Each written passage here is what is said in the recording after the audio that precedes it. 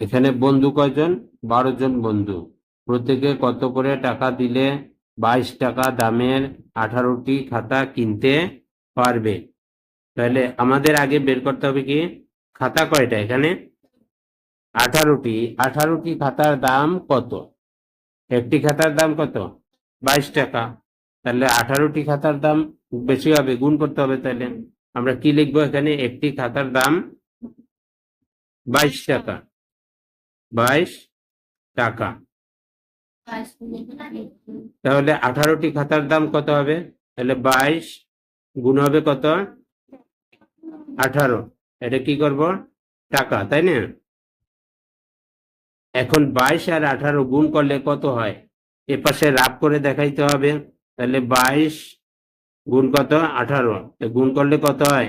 8 2 16, 16 6 হাতে 1, 8 2 16 আর হাতের 1 17। তারপরে এক ঘর বাদ যাবে, 2 1 2, আবার 2 1 2। তাহলে এখানে হবে 6 7 8 9, 2 আর 1 3, তাই না? অর্থাৎ 396। এখানে কি হবে? 396।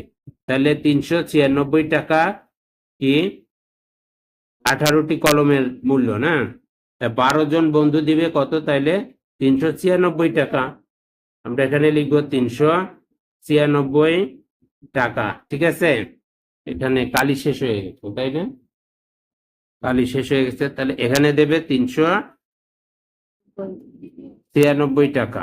12 জন বন্ধু দিবে 393 টাকা। তাহলে একজনে বা প্রত্যেকে দিবে কত? তাহলে 396 ভাগ হবে কত?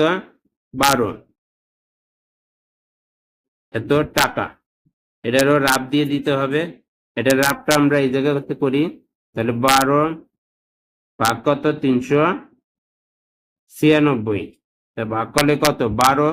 39-এর ভিতরে কয়বার যাবে? 3 12 হয় 36, তাই না? তাহলে 36, এখানে 9 থেকে 6 গেলে কত? 3। 3 থেকে 3 গেলে 0, এই 6 এখানে নিয়ে আসবো।